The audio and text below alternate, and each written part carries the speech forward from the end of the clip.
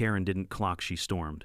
Clipboard in hand, sunglasses perched like she was auditioning for a bad cop show. She marched right onto my dock and barked that I had 30 days to sell my cabin, or the HOA would make life impossible. Her words weren't just loud. They were meant to humiliate, pitched so every neighbor trimming their hedges or sipping their morning coffee could hear. A few even stopped to stare, whispering like I was some outlaw squatting on land that had been mine since childhood. I didn't argue. I didn't even set down my mug. Because here's the part. Karen didn't know the bank that held her mortgage, the roof over her head, the little suburban castle she bragged about at every HOA meeting. That bank was me. Or more precisely, I was the man behind the desk who signed off on whether her home stayed hers. So while she rattled on about bylaws and fines, I just smiled. "Careful, Karen," I murmured low enough that only she and the lake breeze could hear. "You might want to check who really owns your house before you try to take mine." Her smirk faltered, but just for a moment. And that was the moment I knew this fight wasn't going to end the way she thought. My name is Jack Marshall. I'm 52 years old, a man who's worn enough ties and sat through enough boardroom meetings to know the weight of silence is often louder than shouting. By trade, I'm a banker regional director, to be exact. That means numbers, mortgages, and signatures have been my daily bread for decades. But before all that, before the polished shoes and glass offices, there was this lake, this cabin. My grandfather built it in the late 40s with his own hands, every beam smelling of sweat and cedar. Summers here were my childhood barefoot mornings, fishing off the dock campfires, crackling under skies so dark the stars looked close enough to pluck. When life in the city started suffocating me with traffic jams and fluorescent lights, I came back. I bought the old cabin out of the family estate, fixed up the roof, patched the screen doors, and told myself I wasn't just preserving history. I was reclaiming my sanity. The lake community itself is something out of a postcard. Pines framing the shoreline docks, jutting like little fingers, the water mirroring a sky that could turn from sapphire to silver in a single breath. Neighbors here come in two kinds, the old-timers like me who see the lake as a birthright, and the weekend warriors with shiny boats and shinier attitudes. Most of us get along fine. We wave, we help each other haul wood, we pass sugar and coffee filters like currency, and then there's the HOA. When I first moved back, I thought the Homeowners Association was just a loose formality, a group that handled snow plowing in winter and trash pickup in summer. But in truth, it was a fiefdom. And at its throne sat Karen Whitmore, mid-40s blonde highlights, as sharp as her tongue, armed with a wardrobe of blazers so bold they looked like warning sirens. Karen wasn't elected. She was enthroned by sheer intimidation. The board members nodded when she spoke. Neighbors cringed when she marched by. And anyone who questioned her found themselves buried under paperwork and fines that seemed to appear out of thin air. I wasn't impressed. Not because I wanted trouble, Lord knows at this age I'd rather sip bourbon on the deck than argue over mailbox heights, but because I've dealt with bigger egos than hers. When you spend 30 years in banking, you meet men who think money buys the air other people breathe. Compared to them, Karen was just a loud echo in a quiet valley. Still, I knew better than to dismiss her completely. Bullies thrive when no one pushes back. She'd find neighbors for non-regulation curtains. She'd ordered one family to repaint their cottage because the shade of yellow was too cheerful. I once watched her call the sheriff because a teenager left a kayak on the grass overnight. Folks grumbled, but nobody fought. That's how Karen stayed queen. For me, the cabin was more than lumber and paint. It was the one place where I felt human again. My late wife used to tease that I was more myself with a hammer in hand than a pen. After she passed, the lake became refuge, not just retreat. Sitting on that deck with the morning mist curling over the water, I could almost hear her laugh again. That's something you can't put a price tag on. That's something no HOA form can regulate. So when Karen came after me after my cabin, she wasn't just messing with bylaws, she was stepping onto sacred ground. But here's the delicious irony. While she strutted around barking orders about property standards and community integrity, she had no idea the very roof over her head existed because of people like me. Every month, her payments slipped through my bank system. Every late fee she tried to bury, I could see it with one click. I didn't flaunt it, didn't boast. Because power, real power, works best when it's quiet. At first I thought maybe Karen would leave me be. Maybe she'd sense I wasn't like the others, easily cowed, easily cornered. But that first week, she made it clear she saw me as an intruder, a man who had dared to hold on to something she couldn't control. And control was her favorite drug. I sipped my coffee on the deck that morning, the sun cutting diamonds across the water, and told myself, don't start a fight unless you're ready to finish it. I didn't know it yet, but Karen was about to teach me just how far she was willing to go. And I was about to remind her just how dangerous it is to underestimate a man who knows both land and ledgers. Let us know where you're watching from today, and if you're new here, don't forget to like this video and subscribe to join our growing community. The first shot in this war wasn't a scream or a knock on my door, or even the screech of Karen's SUV brakes at the end of my driveway. It was a folded piece of paper tucked neatly under my cabin door like some neighborly note. I almost ignored it.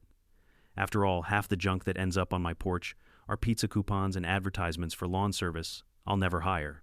But this one had weight to it. The paper was thicker officious, stamped with the HOA crest, like it had been blessed by some higher authority. I set down my coffee and unfolded it right there at the threshold. Violation. Notice it read in bold, blocky letters that screamed self-importance. My alleged crime, my dock extended 2 feet longer than the approved length per HOA regulations. The fine $500 if not corrected within 10 days. I laughed. I couldn't help myself. That dock had been here since I was a boy, long before Karen ever marched in with her clipboard and oversized sunglasses. My grandfather built it, my father rebuilt it, and I had restored it when I returned. It was more than wood and nails, it was memory. That dock had carried fishing poles, fireworks, first kisses and ashes scattered into the water. To call it a violation was like calling the lake too wet. I tucked the notice in my back pocket, planning to crumple it and light the evening fire with it. But Karen never relied on paper alone. 2 mornings later, I was raking pine needles when I heard the unmistakable clip of heels on wood. Karen marched straight down my driveway past the private property sign, as if she owned the land under her shoes. She was dressed like she was running for office. Bright blazer hair sprayed into submission lips, pursed into a thin, disapproving line. "Mr. Marshall," she began, her voice high-pitched and theatrical, "you've been served notice. Your dock is non-compliant." She pulled another sheet from her folder, holding it like a weapon. I leaned on my rake and smiled. "Karen, that dock has been here since before your HOA existed." "That may be," she snapped, eyes flashing. "But rules are rules. Standards matter. If you want to live here, you need to play by them. If not, perhaps you should consider selling to someone who will." There it was, the real motive. She didn't want my dock shorter. She wanted me gone. I should have felt angry, but mostly I felt amused. Here was this woman strutting on ground my grandfather cleared, dictating what my family's history should look like. She thought she had me cornered with her little fines and bylaws. She had no idea who she was dealing with. That week, the papers kept coming. First the dock, then the shutters on my cabin too dark, she claimed, not in harmony with the community aesthetic. Next, the mailbox by the gravel road, apparently unapproved design, though it had been standing there since the 1962nd. Then the firewood stacked by the cabin wall, unsightly storage, another $250 penalty if not corrected. It was harassment dressed up in bureaucracy. At the general store, I began to notice the whispers. A couple at the counter muttered, "That new guy's already in trouble with Karen." On the trail, an older neighbor, a man named Frank, warned me, "Watch yourself." She did the same thing to the Millers. Fined them until they couldn't keep up. Packed up and left last year. "She can't make me leave," I said, half joking. Frank gave me a look. "That's what they said too." I brushed it off. But when I came home later that week and found 2 sheriff's deputies standing at the edge of my dock, I realized Karen had turned the volume up. "Mr. Marshall," one of them called. "We got a complaint. Something about your dock being unsafe for children in the community." I joined them at the water's edge, where the boards gleamed smooth under the sun, sturdy as ever. "Unsafe?" I asked, raising an eyebrow. They exchanged, looks clearly embarrassed. "We don't see an issue, just had to check it out." I thanked them, and they left shaking their heads, but the damage was done. Half the lakeside had seen flashing lights by my cabin sirens bouncing across the water like I was running moonshine instead of frying bacon that morning. That night I sat on the deck with a glass of bourbon and thought about what Frank said. Karen wasn't testing me. She was declaring war. And she had already recruited the county to play along. I told myself I didn't want trouble. At my age, I'd earned the right to peace. But peace doesn't come from letting someone like Karen win. Bullies grow when fed silence. If I ignored her, she'd just find another reason: grass too long, chimney too short, wind chimes too loud. And if she managed to drive me off, she'd grow bolder with everyone else. That's when the first crackle of anger sparked in me. Not a wildfire, not yet, but a steady ember. The kind you tuck into kindling and know sooner or later it'll blaze. Karen thought I was just another homeowner, another weak link she could bully into submission. She thought she held the power. What she didn't realize, not yet, was that I knew power better than anyone. My whole career was built on it. Not the loud screaming kind, the quiet kind. The kind that arrives in envelopes thicker than any HOA notice, with signatures that decide who keeps a roof and who loses one. So when she left her next notice, this one demanding I voluntarily consider selling to a more suitable community member, I didn't tear it up. I placed it neatly in a folder labeled Evidence, because I'd just decided if Karen wanted war, I was going to give her one. And she had no idea that I was already holding the one weapon she couldn't outvote, outfine, or outshout. The notices didn't stop. In fact, they multiplied like weeds. Every few days, I'd find another envelope tucked under my door, slid between the cabin shutters, or even taped to my mailbox like a scarlet letter. Each one was stamped with the HOA crest Karen's crown, and each carried a new accusation. It became routine wake-up, brew coffee, step outside, and collect my daily harassment. One morning it was the dock again, apparently still unsafe. The next it was my deck furniture, which Karen claimed was non-uniform and disruptive to community cohesion. Another week she cited me for the excessive presence of firewood stacked along the side of my cabin. I wanted to ask her if she expected me to burn pine needles instead of logs in the middle of a Michigan winter, but sarcasm wouldn't get me far with a woman whose ego was taller than her hair. I decided to attend the next HOA meeting just to see how deep the madness went. It was held in the community clubhouse, a log cabin-style building that looked friendly enough on the outside but buzzed with tension inside. Folding chairs lined up in rows, neighbors muttering among themselves, the smell of burnt coffee wafting from a styrofoam pot. Karen stood at the front like a queen in her castle, clipboard in hand, a slideshow of bylaws projected on the wall behind her. Her board members, three tired-looking people who might as well have been mannequins, nodded obediently at everything she said. When it came time for violations, Karen's eyes sparkled like she'd been waiting all week for this moment. She read my name slowly, savoring it, then listed off my so-called offenses: dock, too long mailbox, not compliant shutters, the wrong color firewood, unsightly, and this one nearly made me spit my coffee, unapproved use of property. I raised my hand. Care to explain that last one? Karen gave me a smile that didn't reach her eyes. Yes, Mr. Marshall.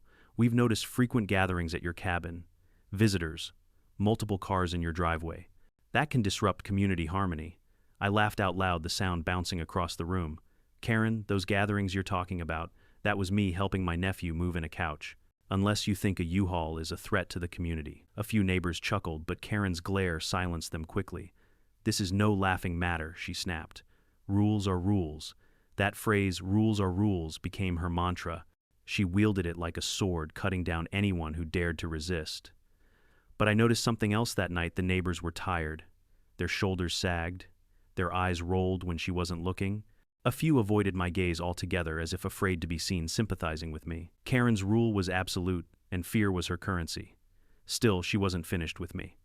The next escalation came in the form of a letter delivered not by Karen, but by the county. It cited me for improper waste disposal. Apparently, according to Karen's complaint, I'd been burning prohibited materials in my fire pit. I hadn't burned anything but wood, but the county still sent a representative to investigate. By then, I'd stopped being shocked. Karen had found a new weapon, outsourcing her crusade to anyone who would listen. If she couldn't bury me under HOA bylaws, she'd drag in local authorities.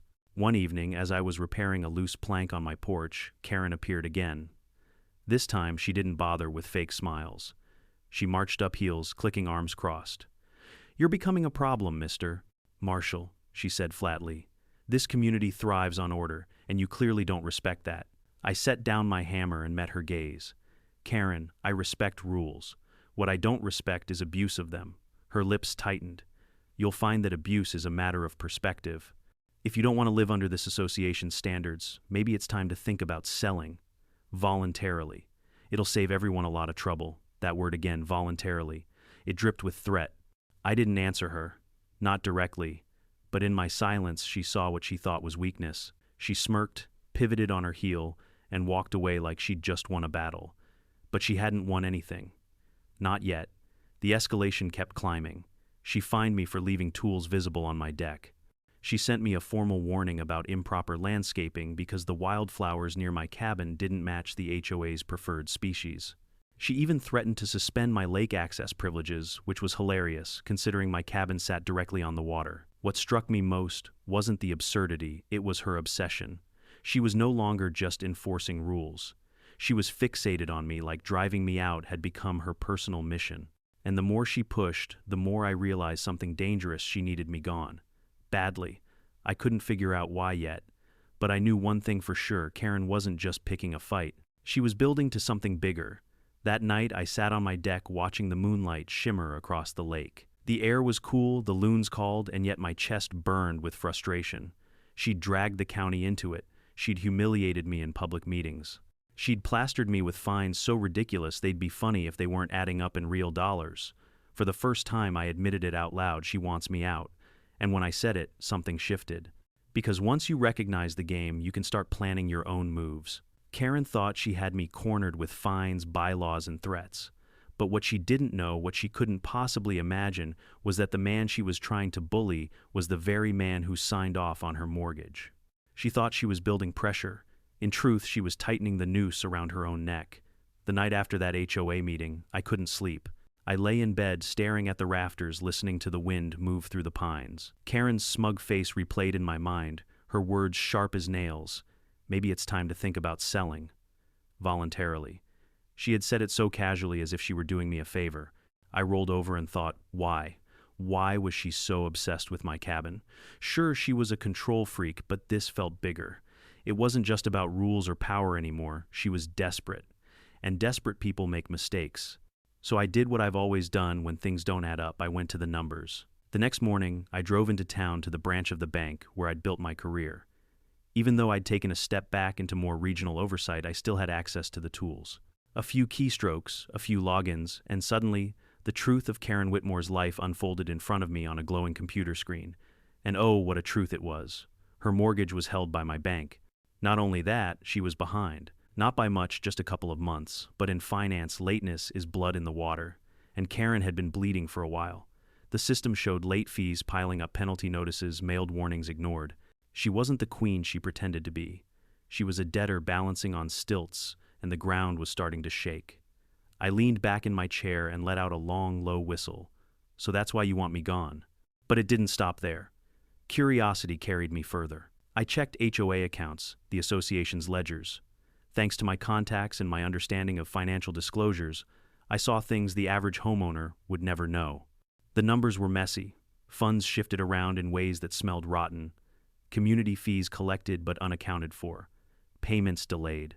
Maintenance budgets suspiciously low while administrative costs soared. It painted a picture I'd seen before in small-town politics. Mismanagement at best, embezzlement at worst. Karen wasn't protecting the community. She was covering her own cracks. And my resistance threatened to expose her. If I didn't sell my cabin, her scheme stayed under the microscope. And if neighbors started looking too closely, well, her little empire could crumble. The realization lit something in me. All those notices, all those petty fines, all those humiliations, suddenly they weren't just bullying. They were panic. She needed me out of the way to keep her world from collapsing. That night, I started my own little war chest. I pulled out a binder and labeled it simply Karen. Into it went every notice. She'd sent me every letter, every fine. I recorded the date, the absurd charge, the dollar amount. I stapled receipts from trips to the store where neighbors whispered warnings. I printed screenshots of the county citation she'd filed against me. Evidence. Layer upon layer of evidence. But I didn't stop there. I invested in a small recorder, the kind you could slip into a pocket. At the next HOA meeting, I kept it running. Karen ranted about community values and standards of excellence, her voice growing shrill as she waved papers around like weapons. Each word went into my archive. Every threat, every manipulation, every slip. Neighbors began to notice my calm. When Karen cornered me in public, trying to humiliate me, I simply smiled and said, "I hear you, Karen. I'll make a note of that." They didn't know why I was so serene, but it unnerved her. She thrived on reactions, and my lack of one made her claws dig deeper. One evening, as the sun melted into the lake, my neighbor Linda stopped by with a pie. She was in her 60s, gentle but sharp, the kind of woman who always noticed more than she let on. "Jack," she said softly, "don't let her drive you off. You're not the first she's tried this on, but maybe you can be the last." "Why me?" I asked, though I already knew part of the answer. Linda sighed. "Because you don't bend. The Millers bent. The Harrisons bent. Everyone bends eventually. But you," she looked me dead in the eyes, "you've got steel in your spine. And she knows it." That night after Linda left, I sat at the dining table flipping through my binder. Steel in my spine, sure. But now I also had steel in my hand, her mortgage, her late payments, her fragile little financial kingdom. I poured a bourbon and whispered to myself, "You want my cabin, Karen, funny, because I own your house." It wasn't time to play that card yet. Timing mattered. Like poker, the strongest hand means nothing if you show it too early. But knowing I had that ace tucked away gave me patience. Let her escalate. Let her scream and whine and call the cops again. Every move she made tightened the rope around her own neck. The more I thought about it, the more I realized this wasn't just about revenge. It was about justice for me and for everyone she'd steamrolled before me. She had thrived because no one fought back. But this time she'd picked a man who understood both the emotional weight of a family cabin and the cold arithmetic of a balance sheet. And in that combination, Karen was doomed. The war wasn't over. In fact, it was just beginning. But for the first time since this all started, I didn't feel cornered. I felt ready. The more calm I became, the more desperate Karen grew. My silence didn't rattle me, it rattled her. Bullies thrive on reaction, and when they don't get one, they double their efforts. Soon Karen's little campaign against me turned from harassment into an outright siege. It started with fines so outrageous they read like satire. One morning I opened my mailbox to find a bright pink slip, Karen's idea of urgent correspondence. The charge improper curtain color. Apparently, the off-white blinds in my living room were too stark against the natural aesthetic of the lake. She demanded I replace them with approved neutral tones within 30 days, or face a $1,000 fine. I nearly choked on my coffee. Curtains. She was fining me over curtains. A few days later came another $750 for dock misuse.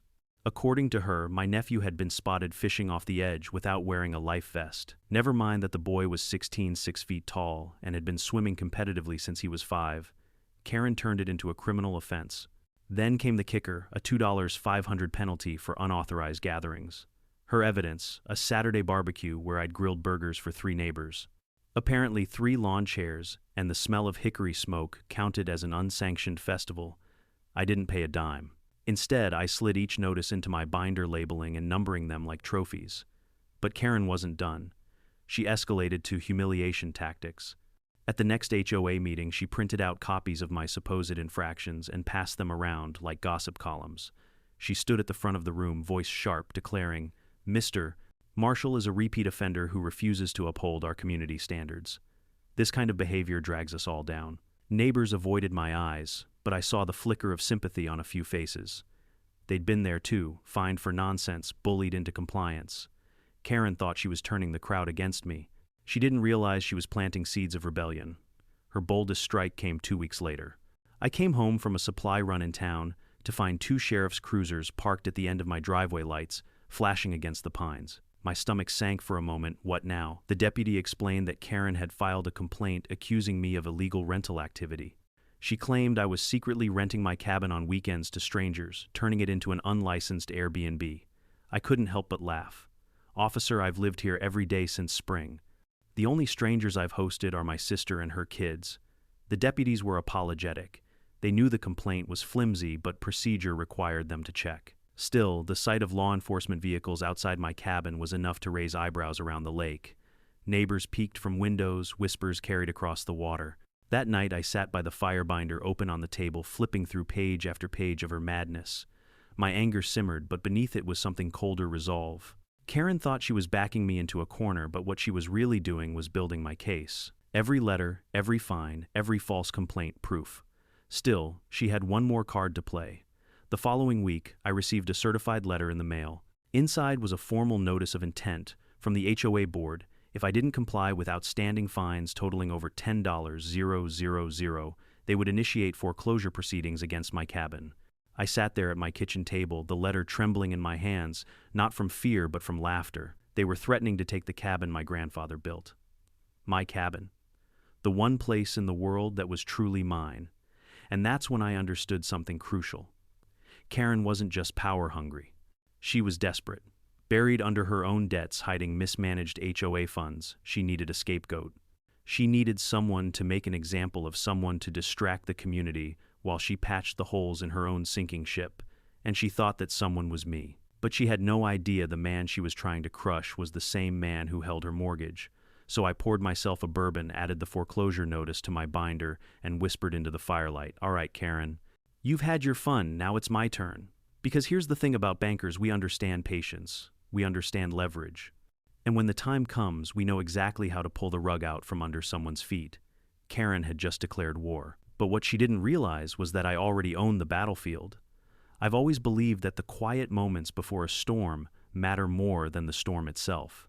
It's in those quiet hours, when the lake lies flat as glass, and the only sound is the wind threading through the pines, that real decisions get made. And after Karen tried to slap me with a foreclosure notice, I knew my decision was made. No more waiting. It was time to prepare my counterstrike. I began the way I always do, with paperwork. My binder, once a modest folder, had grown into a brick of documentation. Each fine neatly logged, each false complaint stapled and dated, each absurd letter highlighted for emphasis. Flipping through it was like watching a comedy show spiral into a crime drama. But I knew evidence alone wouldn't be enough. Bullies like Karen don't crumble just because you wave papers in their faces. They crumble when the law, the money, and the people all stand on the same side, and I intended to put them there. First step, legal counsel. I drove into town and sat down with a lawyer named Harris. He was a stout man in his 60s with glasses that always seemed to slide down his nose. I'd known him since my youth, back when he handled my father's estate after the old man passed.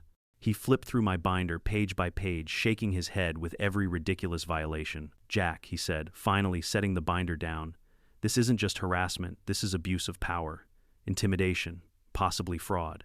If half of this is accurate, and I don't doubt it is, you've got a case." "Good," I replied, "because I don't just want to defend myself. I want to make sure she can't do this to anyone else again." Harris leaned back in his chair, eyeing me. "Then you'll need allies. People willing to testify, willing to put their names beside yours." Which led to step 2, neighbors. For years, most of them had kept their heads down, afraid of Karen's wrath. But fear has a funny way of cracking once someone shows the first bit of defiance. I started small, talking to folks individually, usually in casual settings. On a walk at the general store while helping Frank stack his woodpile. "Frank," I said one evening, "you remember when she fined you for leaving your kayak by the water overnight?" He grimaced. "How could I forget? Cost me $300. I pulled out a copy of my binder page and showed him. "I'm putting this together. Not just for me, for all of us. If she's hit you, if she's hit others, I want it on record." Frank hesitated, then nodded. About damn time. Word spread. Slowly, cautiously, neighbors began to share their own stories. Linda confessed that Karen once threatened to revoke her lake privileges because her grandkids had drawn chalk on the driveway. Another family admitted they'd paid thousands in bogus fines just to avoid the stress. Each story fueled my resolve. Karen hadn't just targeted me, she'd been running a small dictatorship for years. Step 3, the bank. Here's where things got delicate. I had access legally to the mortgage accounts under my jurisdiction, and Karen's house was one of them. I pulled her file again, reviewed every late payment, every penalty notice ignored. It was all there in black and white. She was hanging on by threads, juggling debts while pretending to be queen. I didn't act recklessly. I knew the rules, privacy procedure, professionalism. But I also knew this: her arrogance blinded her to the one fact she should have feared most. She was trying to take my cabin while I literally held the deed to her house in my bank system. Step 4, timing. I circled the date of the next HOA general meeting on my calendar. It would be the perfect stage. Neighbors, gathered board members, present Karen in full performance mode. That's when I would strike. Not with anger, not with shouting, but with cold, undeniable truth. In the days leading up to it, I prepared like a man sharpening a blade. Harris drafted legal language for a cease and desist against further harassment. My binder grew heavier with signed statements from neighbors, and I printed Karen's mortgage records, not to humiliate her, not yet, but to remind myself that I had the ace. The last piece of preparation was mental. I walked the shoreline at dusk, rehearsing what I'd say. I pictured Karen's smirk, her finger jabbing the air, her threats echoing across the clubhouse walls. And then I pictured the silence after I spoke the hush, when the truth landed like a hammer. One evening, as the sun burned low and painted the lake in fire, Linda stopped by again. "You look ready," she said, handing me another pie. "I am," I answered. "Karen thinks she's the storm, but she doesn't realize I've weathered bigger ones." Linda smiled, eyes twinkling. "Just promise me one thing, Jack." "What's that?" "Don't just win for yourself, win for all of us." Her words stuck with me. This wasn't just my fight anymore. It was for every neighbor she'd bullied, every family she'd squeezed, every person who'd felt powerless under her rule. The night before the meeting, I sat on my deck with a bourbon in hand. The air was cool, the stars sharp above me. I opened my binder one last time, flipping through the absurdities fines for curtains, threats over kayaks, even the police reports. Then I looked at the final page, Karen's mortgage statement past due. I smiled, closed the binder, and whispered into the night. Tomorrow, the Queen loses her crown. The night of the HOA meeting felt different from the others. The clubhouse, usually half empty and echoing with Karen's shrill voice, was packed to the rafters. Word had spread that something big was coming. Neighbors who usually avoided conflict showed up, folding chairs squeezed into every corner, the air buzzing with quiet anticipation. I walked in with my binder tucked under one arm. No fanfare, no swagger, just calm. But I could feel eyes on me, hopeful eyes, curious eyes, even nervous ones. People had grown tired of Karen, and they were desperate for someone to stand up to her. Karen, of course, was in rare form. She stood at the front, clad in a fire-red blazer that screamed authority, her clipboard clutched like a scepter. The board members flanked her like obedient soldiers, their faces unreadable. When she saw me enter, her lips curled into a thin, triumphant smile. "Ah, Mr. Marshall," she said, her voice pitched to Carrie, "so glad you could join us. I hope you've come prepared to address your outstanding violations." Murmurs rippled through the room. I simply nodded, took a seat near the front, and set my binder on the table. The meeting began with routine business budget approvals, landscaping updates, the usual drivel, but everyone knew we were all just waiting for the main event. Finally, Karen cleared her throat and tapped her pen against the clipboard. Now, to our final order of business, the ongoing non-compliance of homeowner Jack Marshall. She practically spit out my name. Despite numerous notices, fines, and warnings, Mr. Marshall continues to flaunt our community standards. The board has voted to pursue foreclosure proceedings unless immediate action is taken. Gasps filled the room. Neighbors glanced at one another wide-eyed. Foreclosure was the nuclear option, a threat everyone whispered about, but few believed would ever be used. I stood slowly, letting the tension build. "Karen," I said evenly, "you've made quite a case. But before you bulldoze history, I think the community deserves to hear mine." She smirked, gesturing with her pen. "By all means, enlighten us." I opened my binder. The first few pages, copies of violation notices, fluttered under my fingers. I held one up. "This, ladies and gentlemen, is what Karen fined me for. Dock 2 feet too long. A dock that's been here since the 1942nd. Laughter bubbled in the back rows. Another page. And here curtains. My off-white blinds were deemed non-compliant. Cost a $1,000 fine. Snickers rippled louder now. I flipped through more, my voice steady, growing sharper. With each absurd example, firewood stacked too high gatherings, too small tools left in plain view. Each page elicited groans, headshakes, mutters of agreement. The neighbors weren't just listening, they were remembering their own fines, their own humiliations. Karen's smile faltered. "This is irrelevant," she snapped. "You're distracting from the fact." "Not irrelevant," I cut in. "Pattern. This binder is full of patterns, and it's not just me. Linda, care to tell them about your grandkids' chalk drawings?" Linda stood, voice quivering but strong. "Karen fined me $200 because my grandkids drew hopscotch squares on the driveway. Said it defaced community property." Gasps and angry whispers erupted. Another neighbor spoke up. "She fined us for keeping kayaks by the water overnight. And me," someone else added, "for planting sunflowers in my yard. Said they weren't on the approved list." The room was alive now, a tide turning. Karen banged her clipboard against the table. "Order, this is slander, I." "Not slander," I said firmly. "Evidence." I turned to the final section of my binder. My voice dropped, calm but cutting. "Karen, you've been threatening me with foreclosure. But perhaps the community should know something about your own house." Her face drained of color. "That's private, not when you use your position to abuse power," I said. "See, I happen to know that the bank holding your mortgage is my bank. And according to the records," I held up the paper, "crisp and undeniable, you're months behind on your payments." A collective gasp shook the room. Neighbors leaned forward, whispers spreading like wildfire. Karen's hands trembled, clutching her clipboard like a shield. That's none of your business. It becomes everyone's business when the woman threatening to take my cabin can't even keep her own house afloat," I shot back. "You preach about community standards while you drown in your own debt. You fine us for curtains and chalk drawings while mismanaging HOA funds. You've bullied good people into silence. But tonight that silence ends." I slammed the binder shut. "You wanted my cabin, Karen. Here's the truth. I own the roof over your head. You don't hold power here. Not anymore." The room erupted, cheers, claps, shouts of agreement. Neighbors who had cowered under her reign were suddenly emboldened, voices rising together. Karen stammered her red blazer. now more a scarlet letter. She tried to speak, but the noise swallowed her. Board members exchanged uneasy glances, realizing the tide had turned. Finally, one of them, a thin man named Collins, stood and cleared his throat. Given this new information, I moved to suspend all actions against Mr. Marshall. Effective immediately. Hands shot up in agreement. The vote passed before Karen could even regain her footing. She stood frozen, pale, her clipboard dangling uselessly at her side. For once, she had no words. I gathered my binder, nodded to the room, and said quietly, "Meeting adjourned." As I walked out, neighbors patted my back, murmuring thanks, their relief palpable. Behind me, Karen sat in silence, her crown shattered, her empire collapsing. And for the first time in a long while, the lake felt free. The night after that meeting, the lake was quieter than it had been in months. No more whispers about who Karen was targeting next.